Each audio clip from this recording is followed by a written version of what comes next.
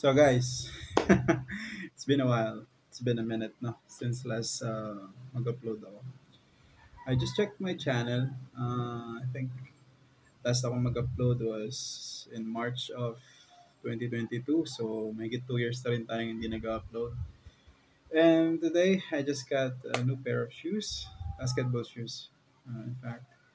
So I decided to do what I usually do when I was in Macau. Whenever I get new shoes, pull up my camera and start recording and share with you guys the steal deals that I find, whether in store or online. So today, without further ado, we get the pair of shoes that I'm talking about. And ito nga yan. Oh, are you familiar with this brand? Lining. Okay, let's open it up. Dumating lang siya today, this morning actually. Let's see. Hindi bago ako ngayon sa pagpa-vlog na since yun nga, it's been a while. Ayan.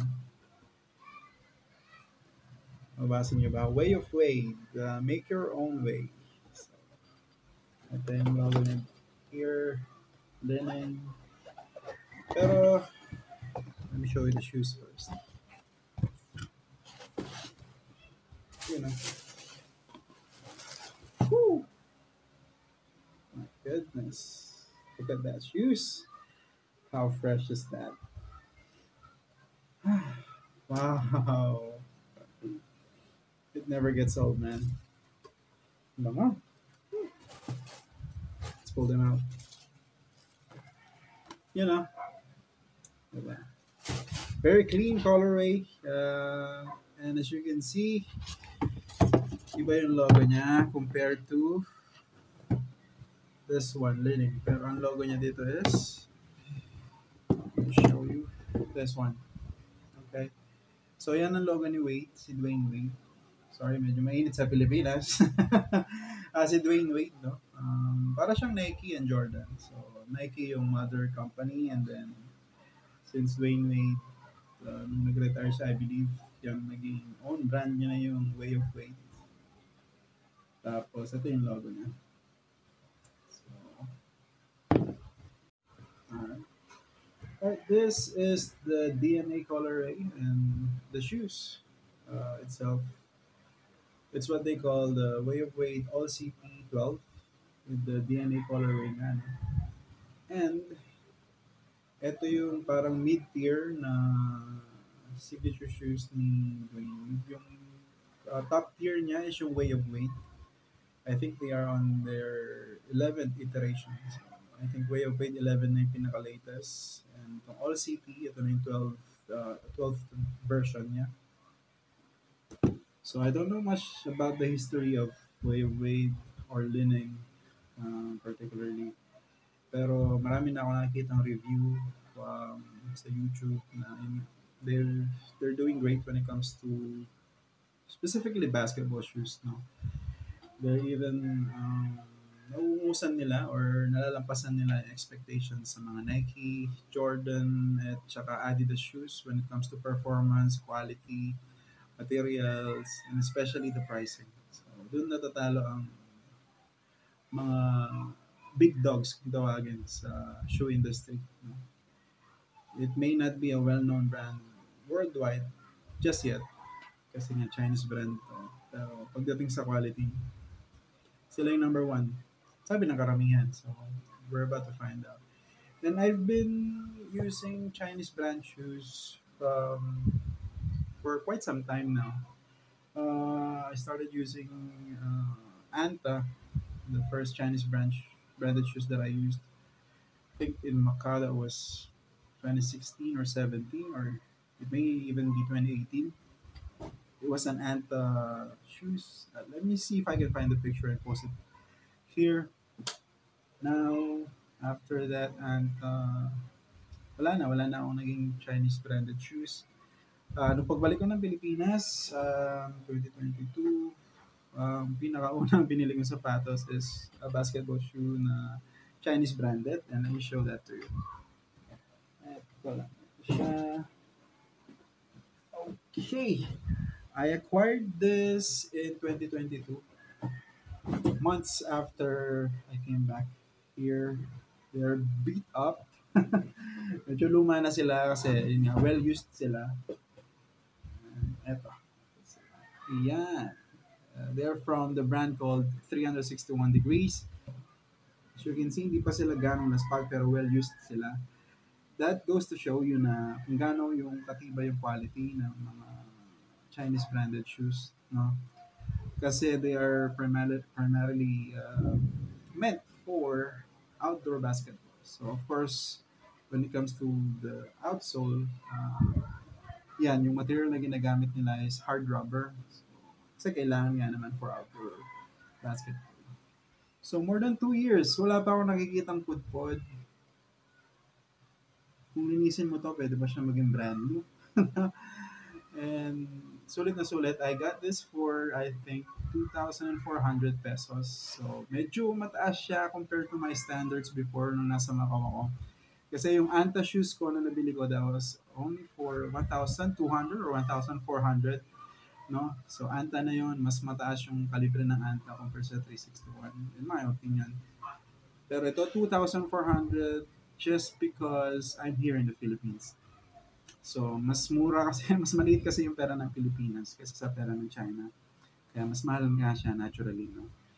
And then, hindi pa ako marunong gumamit ng mga voucher code noon sa Shopee or Lazada kasi nga kadarating ko lang sa Pilipinas. And before I went abroad, hindi pa sila ganun kasikat, Lazada and Shopee. So pagbalik ko, I just started using them. And I didn't know na meron pala mga voucher codes na pwedeng mas magpababa pa ng presyo nito. So kung ngayon ko order ito, siguro mga nasa 1,500 na lang to. But again, I got these for 2,400 in 2022. So, yun ang pinakauna sapatos na binili ko pagbalik dito. And then, 2023, hindi tayo nakabili ng kahit anong sapatos, sad to say. Pero, comes 2024 January, we acquired another Chinese branded shoe. And it is from X-Step. Parang kung ikukumpara mo sa mga big brands, bata pa ang X-Step. No? Ito siya. Ayan. So high cut siya, no? And very vibrant colorway. Ito ang X-Step. I'm not really sure what they're calling these. And the box is in Chinese, so I can't really read it. So X-Step, basketball shoes. Ito, pinasikat ang brand na to ni Jeremy Lin. Kilala naman natin yan, isang NBA player before. And so yun ang second shoes that I bought when I went back here sa Philippines. And ito, nakuha ko lang for 1,600 pesos. So, yun, marunong na kasi tayong gumamit ng mga vouchers. So, January this year, nakuha ko to. And ito na yung ginagamit ko na madalas compared sa una na 361 shoes ko. Kasi mas malambot to at mas maganda yung performance niya. Pero slight difference lang naman. No? Parang sila magandang sapatos. They are great shoes. Value for money talaga makukuha niyo dito. So, yun na nga. Medyo may nakikita akong pudpod here sa bandang dito. Pero sa heel naman, wala siyang ganong pudpod. Dito lang sa forefoot niya. So, when it comes to toughness ng rubber, I believe mas maganda yung sa 361. Now, let's go to the main event, which is ito, yung brand new shoes natin. First time ko nga gumamit nitong Li-Ning shoes kasi sa Macau, ito yung number one brand sa Macau. So, hindi sila ganun kamura. Actually, kasing presyo sila ng mga Nike and Jordan doon sa Macau. Kasi nga, gustong-gusto ng mga Chinese to. So, hindi nila kailangan i-sale to na sobrang baba just to sell out. No? Kasi nga, gustong-gusto nila. Gusto sila ng mga Chinese people. So, kaya hindi tayo nakabili noong nasa Macau tayo. And kabaliktaran naman dito sa Pilipinas, hindi sila ganun kasikat kasi alam naman tayo, Nike, Jordan, Adidas ang pinaka-paborito natin. Kaya dito, mas mura silang ibinibenta. So, I got these for 3,700 pesos. And they are using the Ano tawag dito? I think Boom ang tawag nila dito. Kung ang Adidas merong Boost, ito naman merong Boom. So Boom Technology, full LED Boom ang meron sila dito sa the Boom technology. I think is the main selling point ng sapatos na to. I tried them once kanina, no? Sinuot ko lang sila and then medyo stiff pa siya kasi nga yun nga bago bago lang yung sapatos, kakasuot lang. Hindi ko pa nga siya pinanlakad. Basta tinry ko lang and then tumayo lang ako. Stiff, hindi ko maramdaman yung boom. Kasi, so yun, sinuot ko siya, no? Hindi ko maramdaman yung boom midsole. Kasi stiff. And then,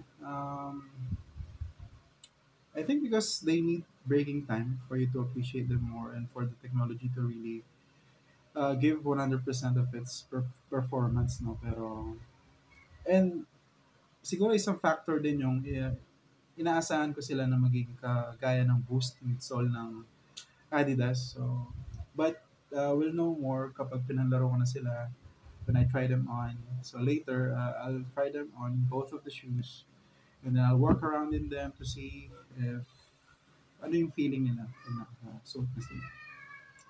So, quick view lang no, ng sapatos. 360 view ang BB ko sa inyo. So, yan siya. Silver siya na light gray. Ganun yung combination niya. Tapos, pearlescent dito sa merong midsole. Yung caging niya dyan. Tapos dito, merong A, C, tapos 1, 2. Yan yung traction pattern niya. Ito, meron siyang flash logo. Yung translucent, kung makikita nyo. Yan kasi ang nickname ni Dwayne Wade, The Flash. So dito hindi cage yung ano niya, yung boom midsole niya. So dito part lang to sa medial side. Meron siyang mesh for breathability. And what else? Heel counter niya, synthetic leather. Pull tab niya medyo maikli. And then yung heel pillows niya, ito. Tongue niya, yan meron. Yung tongue niya, meron signature, I believe, ni Dwayne Wade. Not really sure, but it looks like it. So yun lang ang quick look natin, no? I'll show you the on-feet look at saka pag pinanglaro ko siya this coming Sunday, I'll give you an update when it comes to its performance on court.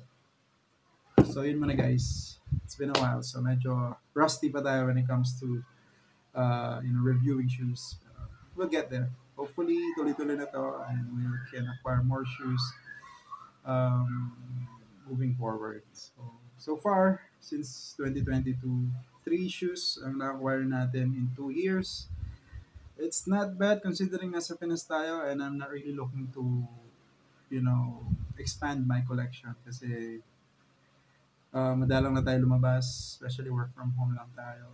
Hindi natin nagagamit yung mga sapatos. Yung mga personal shoes ko na inuwi ko sa Pinas, I ended up selling half of them. So, kinip ko lang talaga, I think, na worth keeping, yung mga classic, yung mga madaling pormahan dito sa Pilipinas.